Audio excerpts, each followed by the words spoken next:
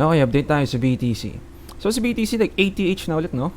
At medyo nagbibigay ito ng malaking hint na meron tayong fifth wave, kumbaga, no? So, ang fifth wave, hindi natin sure kung ito, fifth wave ba to o first wave ba to actually, no?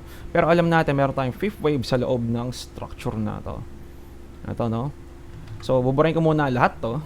Yan. So, kung titignan natin to, alam natin meron tayong, so, nabuo na yung, inaabangan natin, no? Kasi mukha pa rin tong 3 waves dati. 1, 2, 3. Tapos mukhang hindi natin sure kung magpo-push up pa ba to or magpo-push down na, no? So, yung ABCDE na natin, nabasa natin dati. So, basically, tama pala yun, no? So, ando dun yung mga probabilities, no? Ang mahirap lang masabi kung kailan yung, yung galaw talaga, no? Meron tayong A, B, C, D, at E na natapos dito sa some sort of expanding wedge na to, no? Yan. Expanding wedge. A, B, C, D, E. After nun, breakout. No? Yan, breakout. Maganda rin yung yung breakout retest. Medyo hindi ko lang gusto to ng konti kasi nagdadalawang isip pa to. At meron tayong horizontal resistance din dito. Yan. At makikita natin doon tayo nag-break sa yung election ba, kumbaga, no? Sa election tayo na gano'n, nag-break.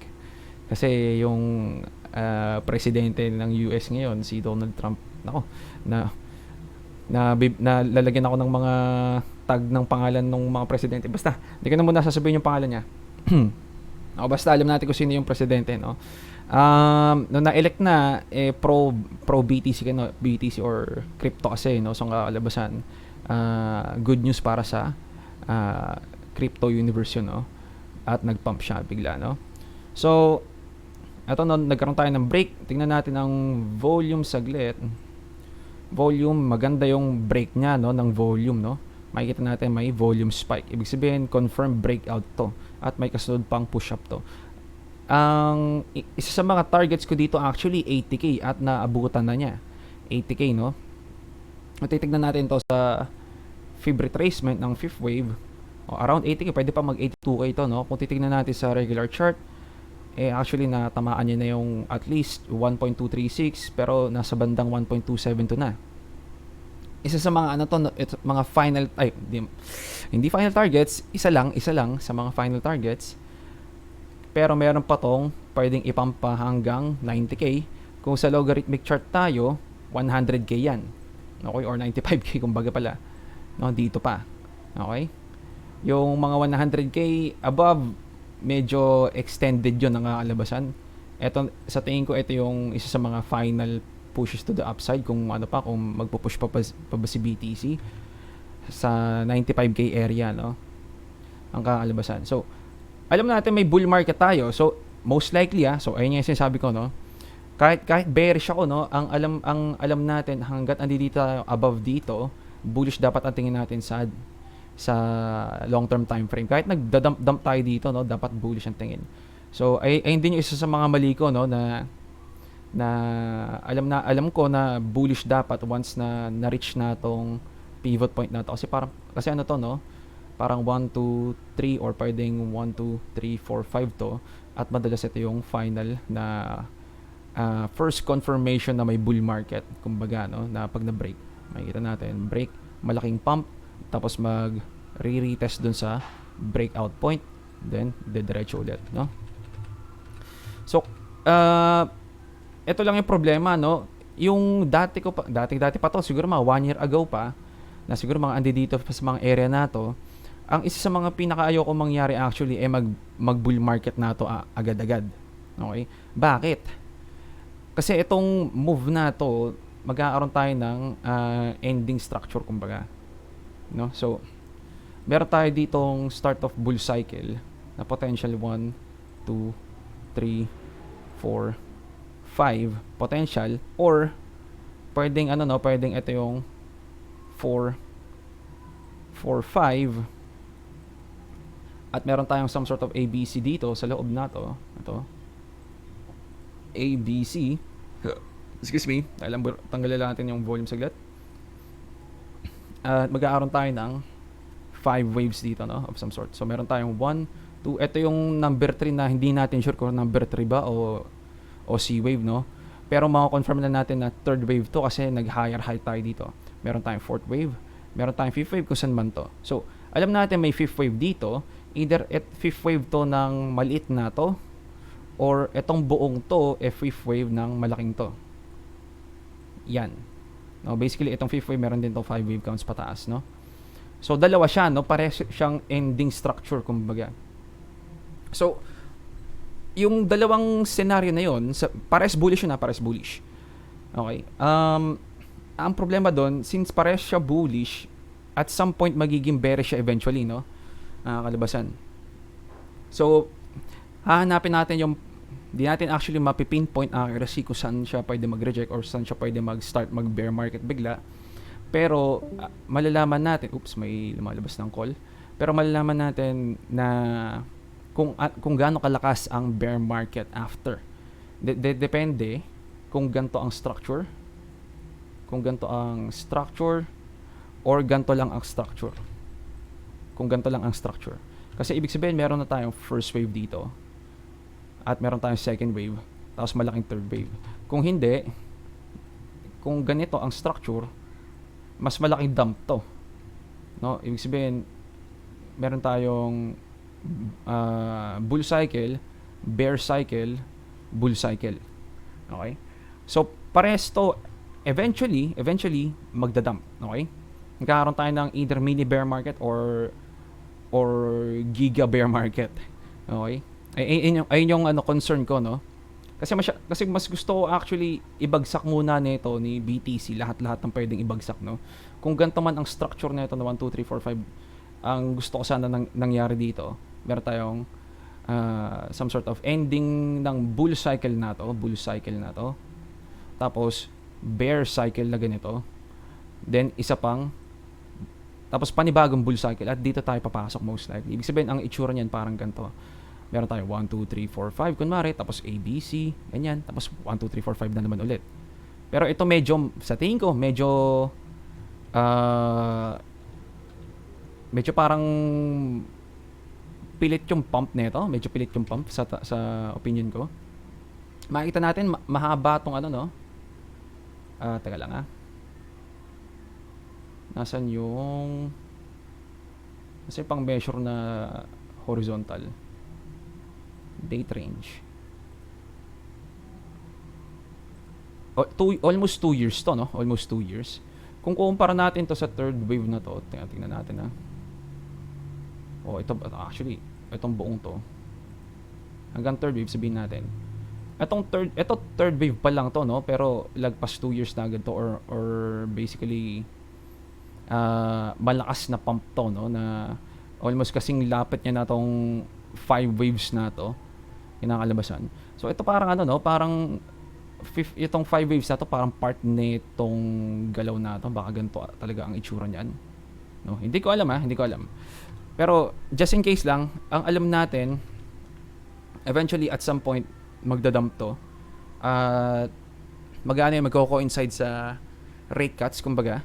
Kasi ang rate cuts natin historically nagkakaroon tayo ng bear market sa mga sunod-sunod na rate cuts. At kung titignan din natin ang news, tingnan natin yung news saglit. Meron tayong data sa sa jobs report ba? Hindi yan. Unemployment rate. Ito non-farm payrolls. Itong unemployment rate okay pa to. Goods naman to since parehas lang yung forecast at actual. Pero yung non-farm payrolls, ba't kaya ganito, no? Ibig sabihin, daming nawalan ng trabaho or mga hindi nabayaran ng mga tao siguro. Hindi ko alam. Ano ba meaning nito? Pero pag bumabagsak tong actual na to, most likely nawawalan ng trabaho ng mga tao, no? Medyo malaki to, no? Parang, hindi ko alam kung ilan ang meaning nitong 12. Parang thousands ata to. Kasi ito 100k, 200k. Ang forecast natin 113k at naging 12k lang. Ang alam ko So, personal spending, lumalakas yung spending power ng mga tao. Ibig sabihin, meron pa rin, may some sort of inflation pa rin. Personal income, medyo good naman yung personal income. GDP growth, bumababa ang GDP growth natin. Ibig sabihin, medyo humihina yung economy muna. Madalas kapag humihina yung economy, no, eventually susunod din yung ano, no, yung pag-risk off ng mga tao sa pag-trade siguro, most likely, kasi humihina yung economy, humihina rin ang pasok ng pera. Pero so far medyo maganda pa yung pasok ng pera, no, according to the forecast pa, no. Kaya ako pina-point out yung mga yan kasi medyo nagko-coincide siya sa potential peak netong pump na to, no. So yung mga basa natin, no, na possibly ang dami kong calls ng bear market dito, no, kasi kasi hindi ko makita yung strength na itong move na to, no? Hindi ko makita yung strength ng move na to kung kukumpara natin sa ano, no, sa total 3, sabihin natin total 3. Oops, hindi pwede logarithmic, regular siguro dapat. Regular kaya rin natin to. Sobrahin lang natin saglit lahat. Yan. Makikita natin sa alts, no, medyo mahina talaga si alts, no. Yung ATH neto andi dito, no, pero andi dito pa rin si alts. Napakalayo pa niya. Pero titignan rin natin si BTC dominance. Medyo nagpapakita ng ano, no, ng some sort of weakness yung alts, no. Makikita natin si BTC dominance bumabagsak. So dapat makikita natin si alts. Ito si alts pa rin tong red na to. Dapat makikita natin si alts na nagpa-pump. Makikita natin. Ayan. Yan. Makikita natin nagpa-pump si alts sa dump ng BTC dominance. Madalas ang BTC dominance bumabagsak kapag malapit na mag-top. Okay? Kapag malapit na mag-top or nasa area na ng top. So example niyan, alisin muna natin si total 3. Pasok natin si BTC. New price scale. Ito yung ano, no, ito yung third wave area, no, or basically ito yung pwede ba natin logarithmic to? Pwede naman pala eh. Yan. Tapos papalitan na lang natin to. Yan. Ito yung first wave, second wave, third wave, tapos hindi natin sure kung fifth wave ba to or basta parang ganyan itsura. Pero ito yung pinakamalakas na move. Most likely, third wave to. Okay? Third wave. Ang makikita natin na galaw sa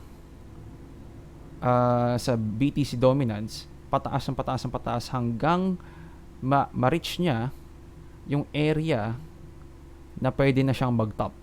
Okay? Nung nag-top dito, medyo malaki yung drop nito. Doon din pumasok yung malaking mga pumps ng alts. Titignan natin, buburahin ko lang saglit itong mga to, Yan. Papasok natin si alt saglit. Total 3. Namali ako ng pindot. Teka, balik tayo. Control Z. Yan. Ulit. Yan. So, paano ko ba papalitan to? Ito, hindi. Ito. Yan. So, doon natin makikita yung ito nag-ATH na banda dito si BTC, no? Dito banda. Tapos si alts pa-push up pa lang, parang pa-breakout pa lang to, no, ng last ATH na. Ito yung last ATH niya, no. Yan. At titignan niyo yung violet, yung purple. Andi dito banda yung magtatop na si BTC. Doon din siya nag-i-start mag-dump sa BTC dominance. Nung nag-dump na ng BTC dominance, flat na to, almost flat na to, no, wala na masyadong galaw dito. Pero makikita natin kay alts, meron tayong ilang months to. February, March, April, May. Tatlong months, no, na alt season. Ito yung alt season. Okay? Tapos meron pa tayo isa pang push up dito. Makikita natin almost flat na rin to, no, na hindi na masyado nagpa-pump. No? Parang mini higher high na lang to, pero makikita natin malaking higher high pa, isa pang higher high kay alts. At makikita rin natin yung BTC dominance, no, na wala nang power si BTC kumbaga, no? So isa pang ano to, no, isa pang alt season na naman to, no, basically na 3 months ulit. 3 months, no. Tingnan natin. July, August, September, October, November, mga around around 3 to 4 months na to. So next alt season. So third wave madalas ang malakas na na alt season. Ang worrying sign, hindi naman worrying sign. Ang concern ko lang dito, yung fifth wave, kung fifth wave man to kay BTC, eh, hindi pa natin nakita actually kung nagpapump ba kay alts, no? So, taga, may example ba tayo? Uh, wala pala tayong example. Medyo baby pa rin pala si alts, no? So, hindi natin makikita kung sa macro fifth wave ba nagpapampa ba si alts, no? Pero ito, no, fifth wave naman to, kaso fifth wave to ng third wave, no? Ito, fifth wave, parang ano to, no? Parang 1, 2, 3, 4, 5 to. At malakas pa rin si fifth wave dito. At maaga siya no? Maaga siya ATH, makikita natin. Ang ATH ng alts dito. Pero si BTC, ang last ATH niya dito, pero yung ano natin, yung alts natin, mahina. No? Mahina. I mean, sorry, yung si BTC mahina, pero si alts malakas. Makikita natin, no? Nasa above na si alts, eto si BTC, nasa ilalim pa rin ng ATH. Okay, so, alam natin na may confirmed na alt season dito. No? Pero dito, wala, no? Wala. ATH sa BTC, nasa ilalim pa rin si alts. Baliktad, no? Ito yung alt season, ito wala pa rin alt season. Okay? At makikita rin natin kasi si BTC dominance malakas pa rin. Pero nag-i-start na siya mag-dump, no? So, ayun nga, kapag nakikita nyo na to, na medyo namumula na yung BTC dominance, namumula to, or basically, namumula si BTC dominance at nagpapampa rin si BTC at medyo nagsa-sideways na siya habang bumabagsak ang BTC dominance.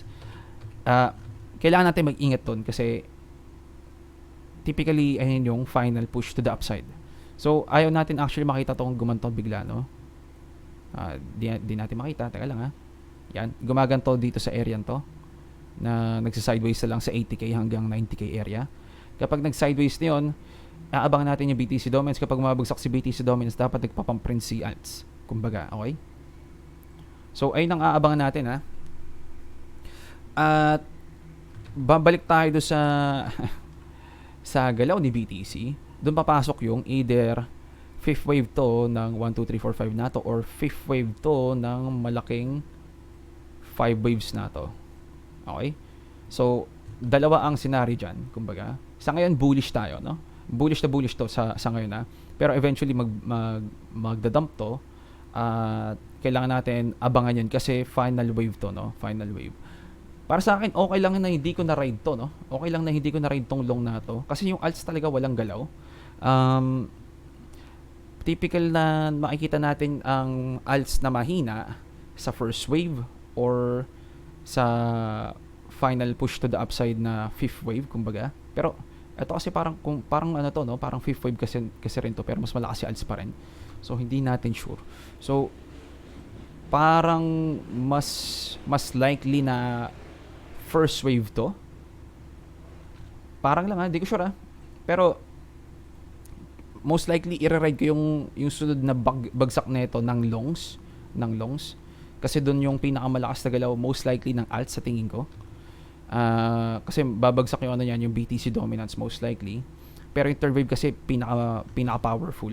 So most likely kahit mababa, kahit mataas yung BTC dominance, yung alts susunod pa rin ng medyo malakas kasi malakas din yung pump ni BTC, kumbaga. So, doon pa sa bandang dito, no, mga ganyan, o yung mga banda dito, palalakas pa ng bigla-bigla pa ang mga alts. So, dito medyo malakas na yung alts, pero di pa ganun kalakasan. Pero kumpara dito, medyo mahina yung alts talaga sa lahat ng to, no? Medyo mahina yung alts sa lahat ng yan. So, ito ang dalawang scenario. Ang unang scenario, meron tayong 1, 2, 3, 4, 5, at meron tayong some sort of correction dito, at ito yung first wave, second wave, which is ito yung pinaka-bullish na pwede natin makita, second wave. Then third wave na baka milyones ang ubutin nito. Maganda yun, napakaganda nun. At kaya ako sinasabi, dito ako papasok ng alts kasi sa third wave ang pinakamalaking move. Okay? So ibig sabihin, meron tayong first wave dito. Okay? Pero in case na hindi ganyan, at ilang yung mahirap, no? Kasi dalawa yung case na ito. Parang yung bullish, ang aabangan lang natin, baka magkaroon tayo ng mini bear market dito na masasabi ng mga tao, oh shit, bear market na naman, blah blah blah, ganun. Pwedeng gano'n, no? Pwedeng mini bear market lang ang alabasan. Pwede rin magkaroon ng massive bear market kasi kung yung second scenario natin ay ganito, 1, 2, at ito yung 3 natin, ito yung 4 natin, ito yung 5 natin, ang correction yan ganito. Sabihin natin mga 95k yan, 95k. Ang correction natin hanggang dito sa mga area na to. Medyo malaki yung idadump niyan, no? Kung itong bull cycle na to magdadump, mga banda dito yan sa 17k area. Baka i-retest tong mga area na to, no? Yan, i-retest to. Pwede i-retest tong mga to. Kung ganito ang structure. Kung ganito ang structure at may completion ng bull cycle dito. Okay? Hindi ko sure hindi ko sure. Parehas siyang parehas may probability yung maliit na ABC correction dito tsaka pump, or malaking ABC correction dito tsaka pump, no? Parehas may probability yun kasi meron tayong rate cuts. Hindi natin alam kung anong gagawin ng presidente ng US. Kung ginagamit lang yung hindi ko sure, no? Bigla-bigla na lang na naging pro crypto naging pro crypto na lang bigla yung US president, no? Siguro pampakuha ng mga boto siguro, hindi ko sure. Pero anyway, ayun nga, no? Expect natin itong pump na to pwedeng umabot ng bandang 95k, at kung lumagpas siguro mga mga 100k. Teka, double check natin saglit bago ko sabihin kung ano mga targets ang pwede. So, kaya yung 80k pinag-iingatan ko. Meron kasi tayong 5, so may possibility of 5 waves nga dito, di ba? 5 waves. Ang madalas sa target ng 5th wave 1.272. So, para makita natin ang 5th wave mula 3 hanggang 4, ganyan. Zoom in tayo. Hindi pa niya na-reach, pero pag sa regular chart, na-reach na niya, no? Yung area ng 80k.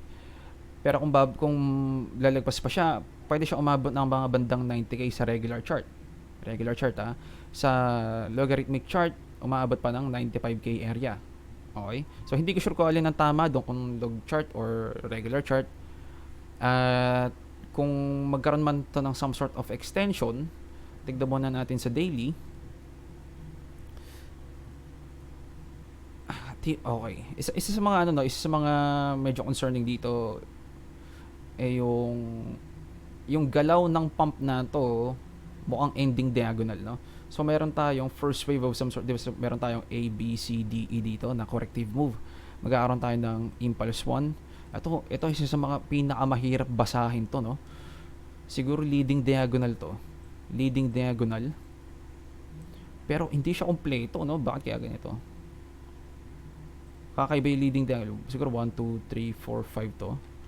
Yan lang yung hindi ko maintindihan dito sa part na to. Pero mukha siyang leading diagonal na may triangle siya. Yan, triangle. Na madalas rising wedge ganun. Tapos ABC. Then meron naman tayong some sort of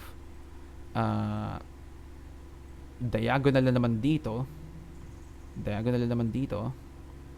Ang dami niyang diagonals, no, kumbaga. So, ibig sabihin meron tayong some sort of first wave, second wave, potential third wave kaya to, the fourth, fifth ng macro fifth wave. Hindi ko pa sure, pwedeng leading diagonal sa loob ng leading diagonal sa loob ng ng number 3 na to, na possible na ganito, na ganyan at ang galaw nito baka actually ayusin natin, baka ganito to, no? Yan, ganyan siguro. So medyo mahirap i-drawing to. Alisin muna natin ang fibs natin saglit. Yan. So meron tayong first wave, second wave, at ito di ko sure kung anong 1, 2. So may ABC tayo dito. Meron naman tayong 1, 2, 3, 4, 5. So 1, 2, 3, 4, 5. Ganun kaya yun? Baka ganito to. Yan. So diagonal naman siya, no? Parang hindi ko sure kung possible bang diagonal sa number 3. Madalas ang number 3 impulsive, no? So ito lang yung concern ko, no, parang kakaiba tong move na to, na masyadong choppy to, masyadong choppy, na hindi mo aakalain na bull market to. Masyado siyang choppy, no. Yun yung problema ko dito sa part na to. Kasi makikita natin dito, no, ito, impulse talaga to, no, pump talaga, no, pump talaga to, no. Makikita rin natin dito yung start nito, pump na pump talaga to, no. Makikita natin. Ito, may malaki tayong correction pero hindi tayo nag-overlap, no. Makikita natin ito yung first wave natin, yan, no. Ano, pump na pump to, pump na pump, correction, okay lang yung ganyang kalaking correction basta hindi niya na-overlap tong mga to, no. Tapos isa pang push up, no. Impulse talaga siya. Etong galaw na to, kakaiba. Hindi ko alam kung saan yung hindi natin mabasa kung saan banda yung tamang na ito. So, most likely baka kung magko-correct man to, dapat hindi niya mababalikan to. Atong 65k, 64k area, hindi niya dapat mababalikan. Para masabi natin meron pa siyang isa pang push to the upside na pwedeng umabot ng 90k area. Okay? So, ayun yung sa tingin kong nangyayari sa ngayon, no? Na meron pa tayong push up. Hindi ko sure kung may completion ba to. Kung ganito ang drawing natin, 1, 2, 3, 4, 5. Tapos ABC correction dito. Yan, ABC correction dito. Valid naman to. Ang problema lang, parang naman to, no, leading pwede ba mag-lead ang third wave? Parang hindi, no. Sa alam ko hindi eh. So ayun lang yung hindi ko sure. Kailangan natin mahintay ito sa tingin ko kung anong gagawin nito, pero most likely ito, yung titignan natin longer time frame na lang imbis na yung shorter time frame. Itong longer time frame natin, no. So ang pinaka target natin dito, meron tong resistance dito most likely, basically walang resistance na to, pero most likely psychological resistance na to kasi sa fibs na to, no, sa target na ng Fibonacci na tong kumbaga. Kasi ATH tayo, wala tayong actual na resistance dito. So pwedeng dito mag-reject, pwedeng dito mag-reject, pwedeng dito mag-reject, pwedeng dito mag-reject, kung saan man yan pwede. Ang pinakabasehan lang natin dito ay itong Fibonacci, no. So kung double check rin natin dito sa kung meron man tayong third wave or fourth wave man o fifth wave man dito, nasa area siya ng ng 82k rin dito sa 1.618, no. So dito sa area, actually pa rin natin to saglit. Dito sa area na to, yan, pwede tayo mag-reject, no, hanggang 83k, no, kumbaga, bago siya bumagsak. So double check lang natin kung naka-regular chart tayo, ano itsura niyan. Basta siya sa 1.618 kumbaga, no. At yung pinagre-rejectan niya yung 80k area. Ito. Okay. Balas ang target ng fifth wave 1.272. So kaya medyo nag-iingat ako sa long-term time frame. Ito yung long-term time frame na structure. Yan. Barin natin lahat ulit. Yan. So meron tayong fourth wave dito, fourth wave papunta dito, at meron tayong fifth wave. At ang target ng fifth wave madalas ay yung fib retracement ng third, fourth, and then yung fifth labasan, no. So dito tsaka dito, papunta dito sa 80k, 1.272. Okay? So ando dun siya sa area na pwede siyang mag-reject at mag-dump. Pero hindi ko pa sure kung anong structure nito, no. Kung third wave, mini third wave ba to? Kasi parang ganyan, 1, 2, 3 ba to? Tapos 4, 5 pa? Or baka meron na tong 1, 2, 3, 4, 5 na ba to? Hindi ko sure, So ibig sabihin either 80k to or baka mga bandang 90k pa yung ipapump nito, no. So ayun lang siguro update natin. Gusto ko mag-ingat kayo sa galaw ni BTC kasi parehas siya magkakaroon ng ng some sort of sa tingin ko rejection, pero pwedeng 80k pa, o actually 80k na, pwedeng 90k pa, no, or pwede pang sa 100k pa, no. Pero doon yung idea na doon na tayo sa area na ng final push to the upside ni BTC, no. Kasi kung titignan din natin sa SPX, Sa SPX ganun din no. Nagpump si SPX no. So alisin ko itong dito yung zero ko no. Ang fifth wave ko banda dito yung target ko. At ang dami kong dito, drawing. Yan. Meron tayong some sort of final push to the upside, hindi ko lang sure kung saan banda, no? Pwedeng dito sa 1.618 or dito sa 1.272 area lang, no? Meron akong box dito dati na ganyan yung itsura, parang ganyan itsura. Ito yung mga pinaka final targets ni SPX sa tingin ko. Okay? Ganun din ba sa Nasdaq? Si Nasdaq kaka ATH lang, no? So tignan natin. Double check lang natin to meron tayo some sort of third wave dito, most likely ito yung fourth wave. Most likely meron tayong final push dito up until 1.272. Malayo pa to si Nasdaq, no? So pwede pa itong mag-push up pa ng ganito, pwedeng hanggang 1.618 pa. Okay, so medyo marami pang allowance si Nasdaq. Si DXY balimbingin, hindi sure kung anong gagawin, pero makikita natin medyo tumataas yung pasok ng pera or yung dollar lumalakas, no? Madalas indication yon na medyo patapos na yung risk on, kumbaga, no? Tama, risk on kasi most likely sa risk off. Ito, no, dito nag-start yung risk off, no? Risk off sa October ng 2022. So titingnan natin yon sa BTC saglit. October ng 2022. Doon banda yung doon banda yung bottom. Ito, no? Yan. Nung pabagsak si DXY. Nung bumabagsak si DXY, anong ginawa ni BTC? Tumataas siya kasi lumilipat yung pera papuntang risk on assets. No, pero pag nakikita natin na tumataas na ulit si DXY, nasaan si DXY? Yan, no? So banda dito sa October, November area, bumagsak si DXY. Ibig sabihin naglalabas ang pera ng mga tao para ipasok sa mga stock market or sa crypto. Kaya tayo nagpapump sa crypto tsaka sa sa SPX, kumbaga, kasi naglabas ng pera sa DXY. Pero ito hindi pa naman to bearish agad-agad sa crypto or sa stock market, pero mga early signs na possible tayo magkaroon ng breakout, kumbaga.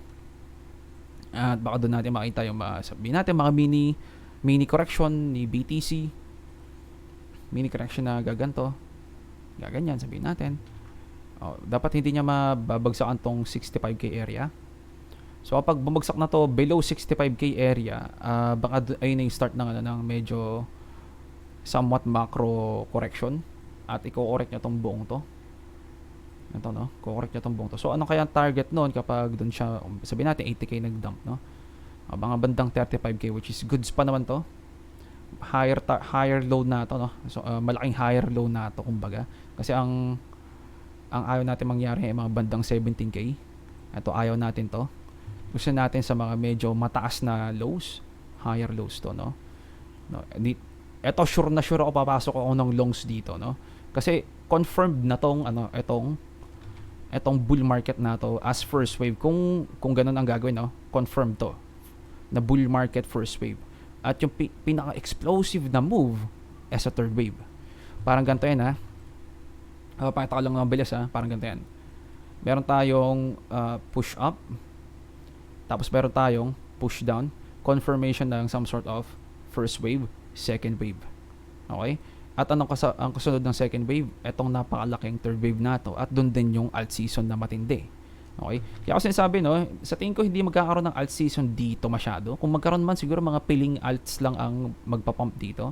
Makikita rin natin yun sa sa total 3 kanina, pinakita ko na mahina pa rin si alts. Si BTC dominance nasa mataas na dominance pa rin.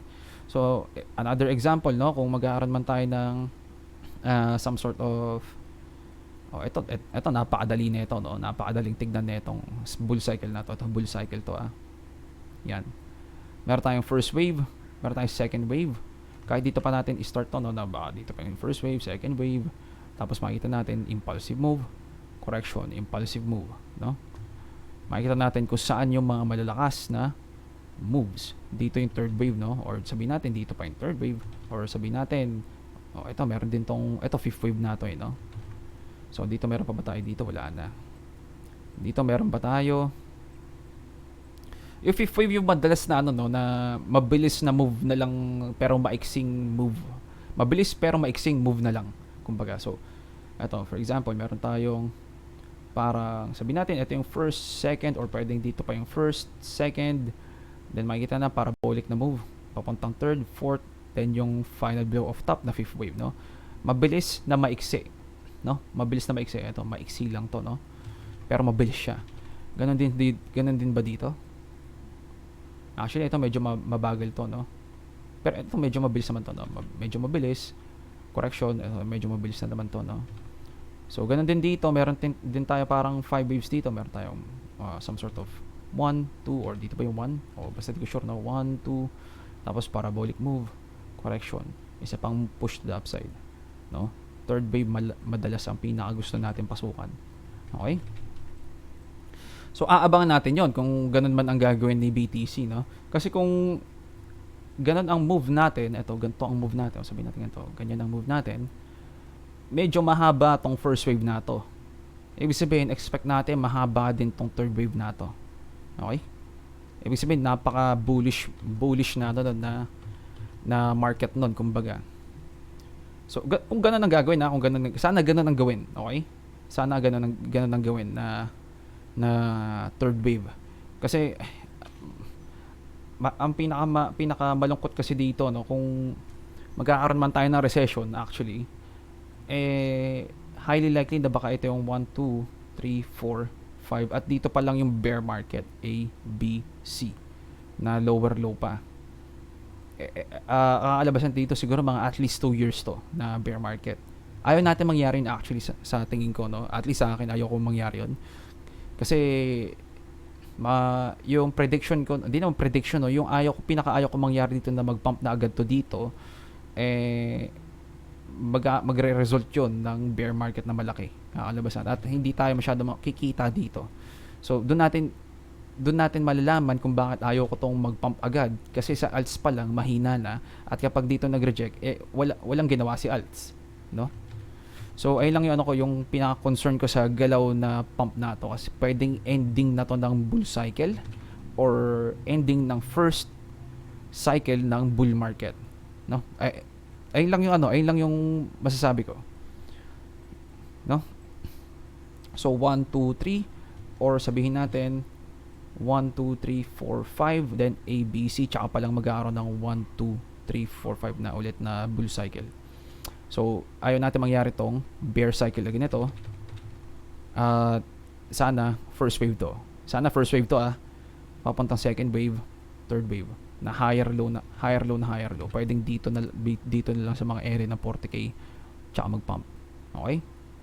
So, ito siguro update natin. Wala tayong trading idea. Nasa ATH tayo. Wala tayong resistance. Ang alam lang natin, meron tayong fibs. Okay? 80k, hindi ko sure kung pwede mag-reject doon. Kasi hindi ko rin makita yung structure kung ano na to, kung ending na ba to, pwede pang maging 90k to 100k yan. Okay?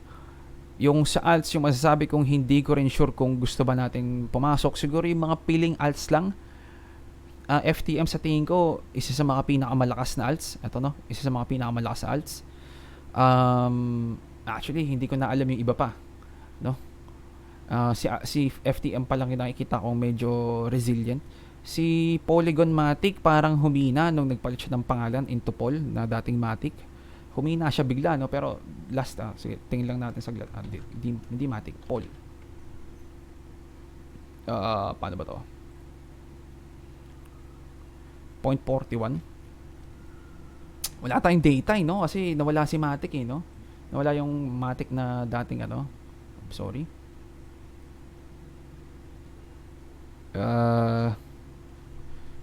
Okay, hindi ko alam kung paano ko i-chart to si Matic kasi wala na yung dati niyang chart. Pero malakas naman to, no? Nag-pump to ng 37% in 1 week. So siguro may chance to si Polygon, si Paul, ano ba, Matic kasi yung sanay kong pangalan dito, no, si Polygon Matic. May chance na baka maging resilient pa rin siya. Ang gusto ko lang i-point out, no, medyo nung nagpalit siya ng pangalan niya, nag-die down to, no. So ay lang yung ano, yung medyo hindi ko sure kay Polygon Matic. Ano pa ba? AVAX siguro. Kung gusto niyo ano, no, kung gusto niyo pumasok, no. Wag natin, wag dito sa CryptoCap. Binance. Ang dami kong ang dami kong ano pala chart nito, no. Si AVAX medyo malakas rin, 37%, no. Baka gusto niyo pasukan rin to, no. Ang ganda ng ano ko ng charting ko, ABCDE na ending diagonal C wave, tama.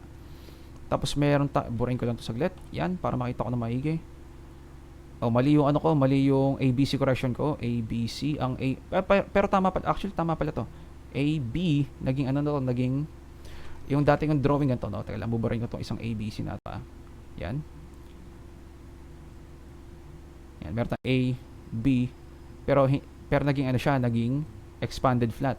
So, ganito yung, kaya yung mga trading or mga charting, medyo hindi perfect lagi, lalo na kapag di tayo crystal ball, kumbaga hindi natin nakikita yung future. Ang typical na move nito yung zigzag correction, A, B, C, pero at makita nyo yung ginawa, nag-expanded flat na meron tayong higher high, meron tayong lower low na ganyan, tapos magpa-pump to. So ibig sabihin natapos ang C wave dito at ang B wave dito. At etong point na to, expect nyo magpa-pump to. Okay, so isa si AVAX na masasabi ko pwede nyong pasukan, ha.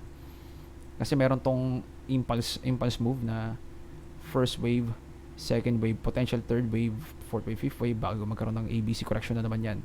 Okay? So, ito basically, ito, no. Ang itsura lang ganito. Dito banda siguro yung fourth wave. Actually, ito yung fourth wave. Dito banda yung fourth wave, fifth wave. Ito pala yung second wave. Dito pala yung second wave. Yan. Third wave, fourth wave, fifth wave. Saan ba to? No? Most likely, ganyan ang gagawin bago tayo magkaroon ng bear market of some sort na ABC, bago yung malaking third wave. Okay? Ibig sabihin, itong move na to, first wave pa lang to. First wave, second wave, third wave.